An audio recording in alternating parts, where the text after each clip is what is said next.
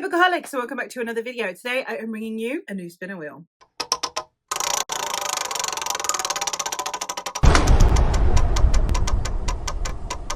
So last year I did some spinner wheel vlogs in which I used this spinner wheel to help me select my reads. And I had a good time with that, but I have decided that I'm going to completely change up the format for it for 2026. So throughout 2026, we're going to be doing a very different style of spinner wheel vlog. I was putting stickers on this so that it would act in accordance with what I was intending for each month, blah, blah, blah. This one it's staying as it is now. She is beautiful just as she is. We love her anyway. And yes, it is a Halloween prop, but you know, we're working with it. We have 3 pumpkins, 3 eyeballs, and 3 cats that correspond with the pots at the bottom here, where we have the cat, the eyeball, and the pumpkin. And basically, this year I have changed it up so that the pots contain permanent prompts, but that get shuffled. The way it's going to work this time round, inside the cat pot, I have made some cards with this foliage background, and these are going to be challenge cards. Then in the middle pot, cards with the polka dot background,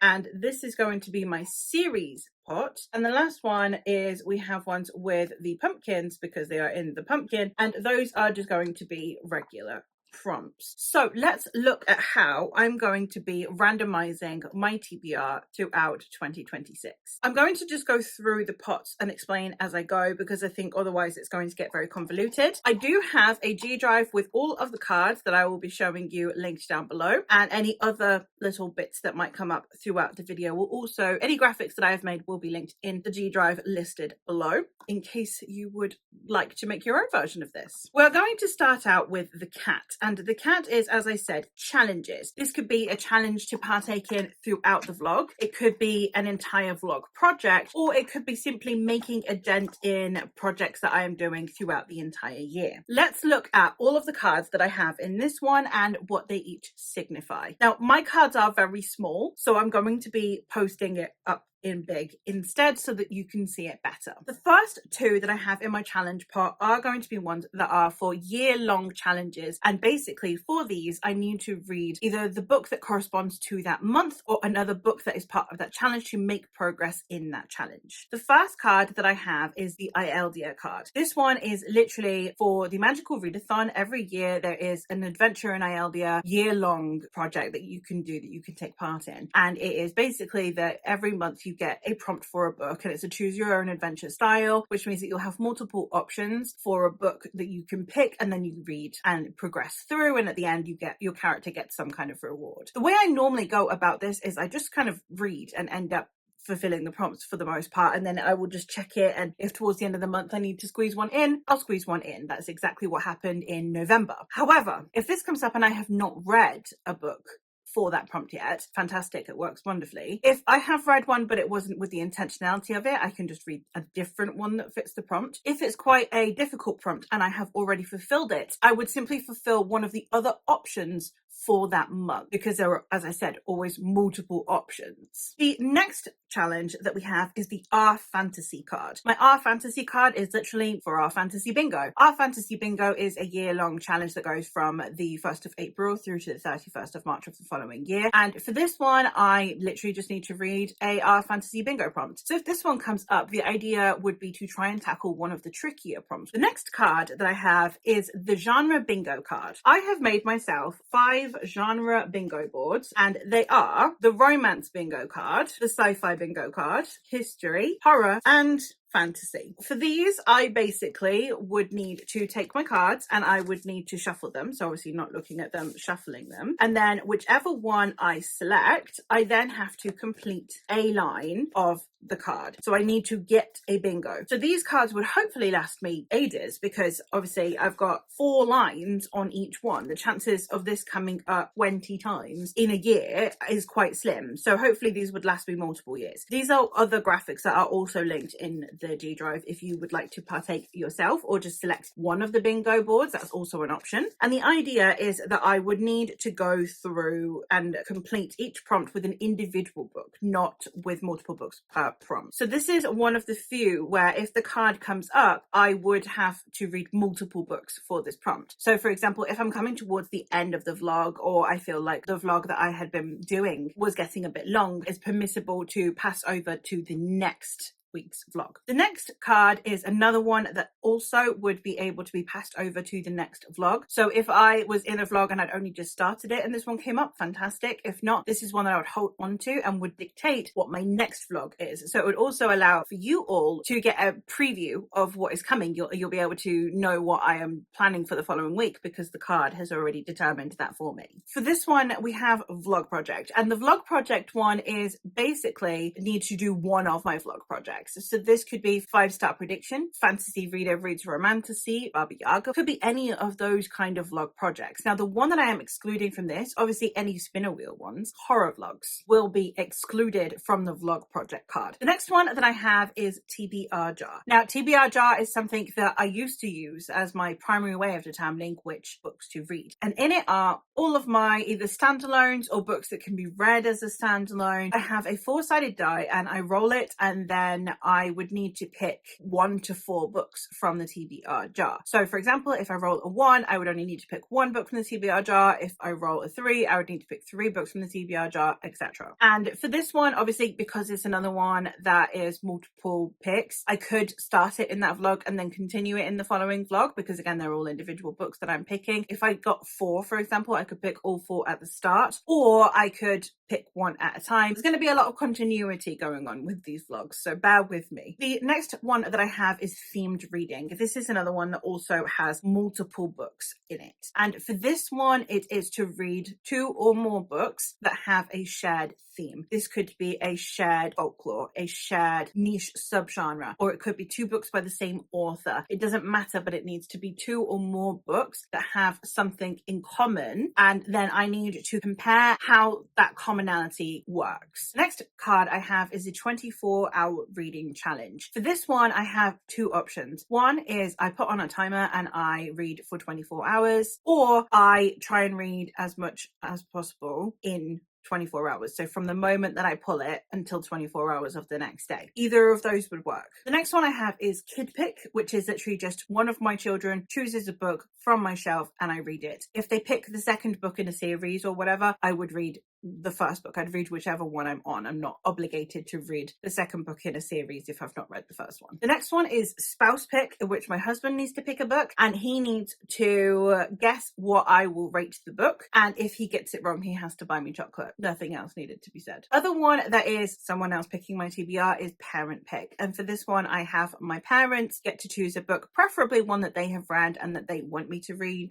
So it'd be more them choosing a book that they would be interested in my thoughts on, and they would need to specify why they want me to read it. The next prompt is a book in a day. Now this one is similar to the 24-hour readathon, but it is basically that, I get up in the morning and I need to try and read a book within that day. So I need it to be a challenge. There's no picking up just a little novella or a short story. And based on what my day is going to look like, so if I pull this in the morning, then I can start then and there. If I pull it in the afternoon, it would need to wait till the next day. But it's trying to actually give myself a challenge. It's how big of a book do I think I'd be able to squeeze it into a day and read it from start to finish. The next one is to randomize my TBR. This is again only picking 1 book, and this one is I use any of the typical methods of randomizing. So for example, a random number generator or a color wheel, and that determines what I'm reading. The next one I have is book plus adaptation, and this is literally just I read a book that has an adaptation and then I watch its adaptation. The next one I have is TBR game. This is to play someone else's TBR game. So this could be Becca's Buckley, or it could be Lord of the Reeds, for example, just other TBR games that other creators have made to help choose my reads. This could be playing the whole game or just using the game to elicit 1 prompt. Read or unhaul. This is is I have a shelf over here that is specifically for unhauling books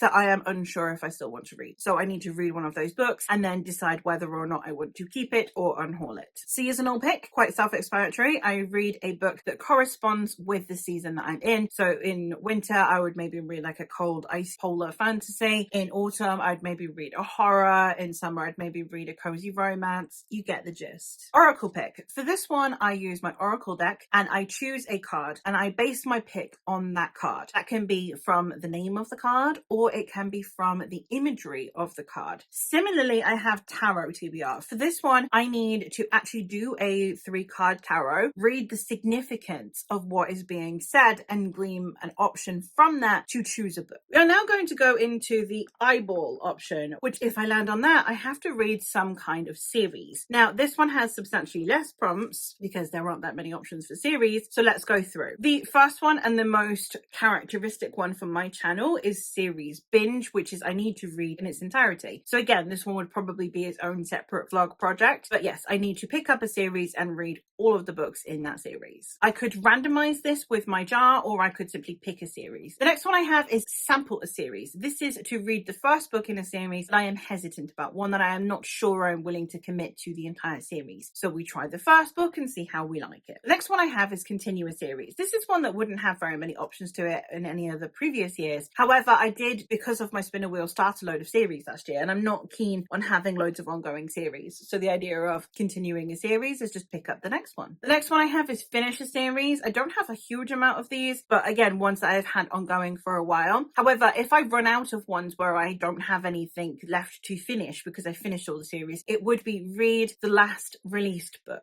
The next one I have is companion novel. Especially in romances, you'll have books that read somewhat like a standalone. There are overlapping threads, there are overlapping characters, or a little bit of the plot maybe spills over, but the books in themselves can be read like a standalone. Those are the ones that would go in the companions jar because there is no incentive to binge that series because of the way it's structured. The next one I have is extended universe. I only have 4 in here: Cosmere or Malazan or Realm of the Eldlings, any of those where it's a series of series or like a really long series, and it's just one that I am like slowly working my way through and one I have no intention of binging. And the very last prompt in here is series extra, and this is any extra content that is part of a series. So that could be a novella that is set in the same world as a series, it could be a collection of short stories, it could be a companion novel to a series or like a prequel or whatever. Any extra content in a series I've already read. And now finally we're going to go on to the pumpkin, which is the prompts and the one I have the most cards for. A lot of these are quite self-explanatory, so I think I'm going to be able to blast through them rather quickly, but let's go. So the first one we have is young adult, which is to read obviously a young adult book. The same goes for the second one, which is new adult. I know that new adult is an ambiguous category. New adult tends to have slightly older characters. The next one we have is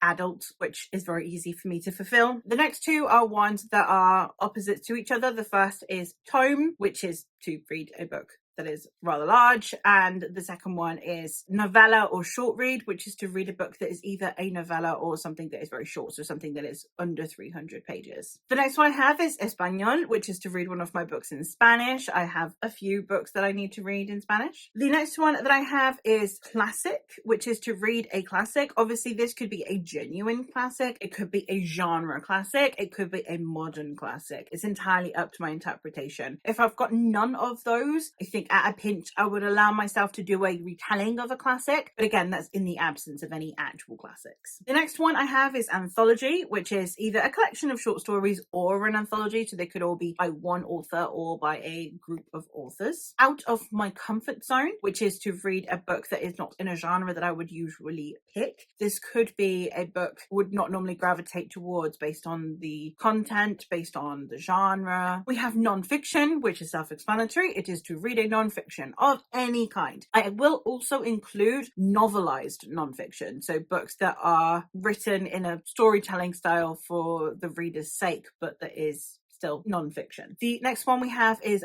5-star prediction. So a book that I think I will give 5 stars. This could be because I've loved the author before, or simply because the subject matter sounds amazing, or the plot sounds amazing, any of the above. We have some representation ones, the first one being LGBTQIA+, and this is to read a book that either has an author who is part of the queer community, or the main character is part of the queer community, preferably both. POC, this is again to read a book by an author of color and or a protagonist of color, preferably both. And finally, for the representation ones, we also have disability, where the same applies. It would be reading a book by an author who has a disability or a protagonist that has a disability. This would include neurodivergence. Then we have some based on my mood. We have mood read, which is literally entirely based on how I'm feeling in that moment, so that will vary. We have relaxing read, which is to read a book that isn't going to require much energy from me. I'm not going to have to think very much. It could be something that's a fun romance, or maybe a YA, because those are easy to get through. Anything that I find would feel relaxing in that moment. In contrast to that, we have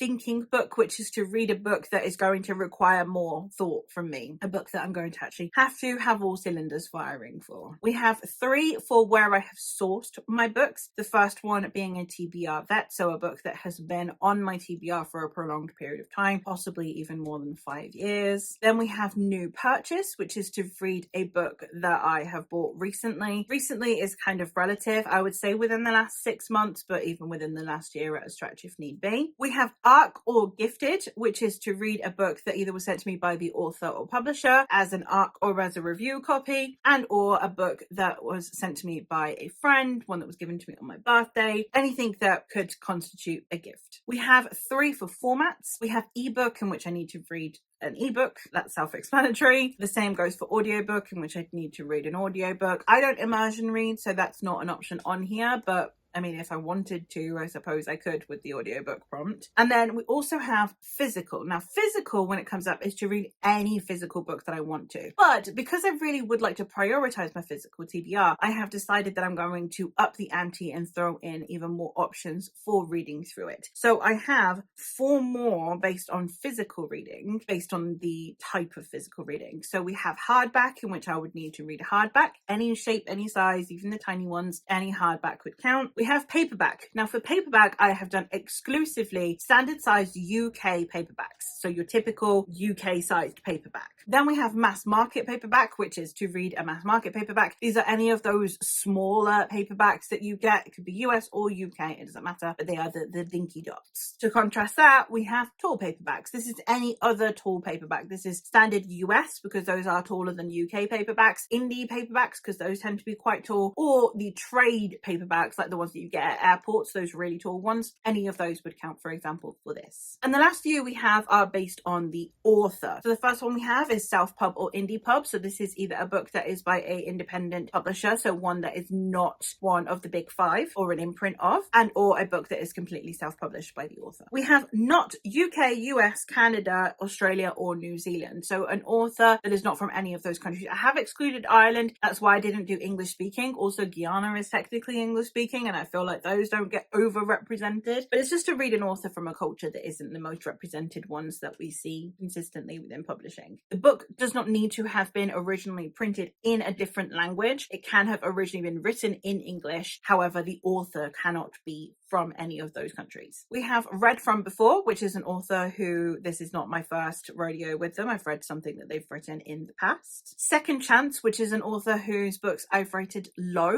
before, and I would like to see if it was a one-off thing or if I don't vibe with their writing style. So it's to try something else by those authors. We have favorite author, which is to either read a book by an author who's already a favorite author, or read a book by an author I'd previously given 5 stars. And if I had previously given them 5 stars and give this new book that I'm reading 5 stars, then they would technically enter into the favorite author Hall of Fame. The very last prompt that we have here on the wheel is new to me author, which is exactly what it says on the tin, an author. I have not read anything by them before. However, this does count books where there are two authors and I've not read one of them, and also it does count books where the author is using a new pseudonym. So an author I'd previously read but not read the new pseudonym, if they are writing in a different manner. For example, Myra Grant and Shauna Maguire. I've read Myra Grant, I haven't read Shauna Maguire. I would be able to count Shauna Maguire for this. But fear not, my lovelies, that's not all of the cards, because I also have forfeit cards. These, in my little red bag of doom, are all of the prompts where, should I fail to comply with what the wheel is dictating I do, I have these. Now, these are not necessarily all like terrible. They're more inconveniences sometimes, or pushing me out of my comfort zone, or challenging me a little bit. That's what these are for. The first one we have is forced, which is, I have asked on my Discord, you are welcome to go join my Discord if you would like to partake in this. On my Discord, I put out the call for people to force me to read a book. So a book they really want me to read. It does not need to be a book they think I will like. It does not need to be a book that they like. It could be a book they hate but they want my thoughts on. Basically, any book you wish you could force me to read, that's what this is for. I've got several in there from friends of mine. I'm very terrified but also excited to get to these. We have a worst books list. Now, these are worst books videos that a lot of people do at the end of their year content. I go through those and see if there are any books in there that I own. These don't necessarily need to be books that I think I will hate. They could be ones that I own that I'm excited for, but they have featured on someone's worst list. The next one I have is obligation. This is to read any of my obligation reads. So this could be, for example, a book club or a buddy read, any of the ones that I have committed to outside of myself. Not just ones that I have said, I would like to read that, but ones that I have in some way, shape or form determined I'm reading for something else. The next one we have is resume. This is to pick up a book that I soft DNF'd. I have a couple of those where they are books that I haven't stopped reading because I didn't want to, but because I wasn't in the right headspace for a couple of them, or because I ran out of time for a couple of them, or series that I had to put down for whatever reason. So this is to resume reading either a series or a book, which is different to retry. Retry is to read a book that I DNF'd or continue a series that I DNF'd. Not one that I had to put down and intended to come back to, one that I had not intended to come back to and to give it another chance. The next one I have is low star prediction. These are books that I own that I don't want to get rid of because they could be good, because I picked them up because they sounded good. But since then I have heard not good things about them, or simply my tastes have begun to change and I am less sure about them. So I would like to read them, but I don't expect as much of them as I did when I bought them. The next one I have is procrastination. So these are books I'm just procrastinating on. Books that I've owned for a while that I keep not picking up. Books that I am excited to read that are from authors that I like or that sound great that I just simply have not got to, and they've been languishing on the shelves for a while. The next one we have is past its prime. So a book that was written a while ago and is probably not going to read like a modern book anymore. This could be because of the style. It could be because it might be a bit too tropey now, or it could be simply that it's from a genre that doesn't age very well. We have intimidating, which is a book that intimidates me. This could be by the size, this could be because of the subject matter and the content within, or it could be because of hype. And the very last one that we have is reread, which is to read a book that I have already read. Quite self-explanatory, really. And there you have it. So the idea is I will shuffle all of those cards in their pots and then I will go pick them out at random depending on what I spin. So for example, if I were to go spin now, I would need to go pick out one of the series cards, and obviously I know what order they're in at the minute, but we would have series binge and I would need to go binge a series. A couple of things on here. Now, first, if I literally do not own a book that fits a prompt, then I can skip it. If I own a book but don't want to read it, that's when the forfeits would come in. So I'm not forcing myself to buy books unnecessarily. This is to help me get through my extant TBR. So the forfeits are only if I am choosing not to read a book that I own because of the prompt. If not, if I do not own a book, I'm not obligated to buy one, and there's no forfeit on that because that seems ridiculous. So obviously there will be times if I have done the taste test prompt and tried a book, then it's potential that I might have a book to continue. But if I, for example, have finished all of the books, all of the series that I have ongoing, and finish a series comes up, I don't have a series to finish. I don't need to fabricate one. Sometimes there will be times where I will pull up a prompt and there is nothing I can do about it. There's nothing to read, and that is fine. It just goes back into the pot because the chances of it coming up twice is quite slim. And obviously throughout the year, circumstances will change, and whether or not I have prompts or not will also change. Only ones that that I would consider buying books for is for the genre bingos, because the whole idea of these is that I would like to try new things. So it is to go deeper into genres that I tend to read and diversify them a little bit. I do have a video coming or already up, I don't know what order these are going in, where I am going to be doing a tour of the bingo cards and giving recommendations for whichever prompts I can. Now, I cannot guarantee that I will have a recommendation for every single prompt, because the idea is that these are pushing me out of my comfort zone. So some of these are things I'm putting on here specifically because I want to try something in that subgenre or whatever. But there will be a tour of these, so I will leave that linked if it's already out. If not, you might want to subscribe and see what you think of my genre bingos. But as I said, they are linked in the G Drive if you would like to have a look at what my options are on them for yourself. So let me know which of these prompts you're most excited for me to get. Let me know what your thoughts on this are. Let me know if you're interested in the cards and maybe making some for yourself and doing this alongside me. But I think it's going to be fun. I think it's going to be a really good way of going about it. I like the idea of doing the challenges as well, instead of it just being solely prompt based, because I think that those really pigeonhole you into a niche, and also it doesn't leave room for me to actually do any of the challenges if I'm constantly consumed by the spinner wheel. So the spinner wheel is also forcing me to do the challenges, and I like that. So I'm hoping that this goes well. I'm very excited for it, and I am hoping that you are too, or else this was rather a waste of everyone's time, wasn't it? But yes, let me know your thoughts down below on my changes to the spinner wheel, and if you would like to participate, as I said, in this game and or do any of these challenges, let me know what you think of the bingo cards as well, because I'm very proud of them. But that's all from me for today, so thank you ever so much for watching, and I will hopefully catch you in another one soon. Bye!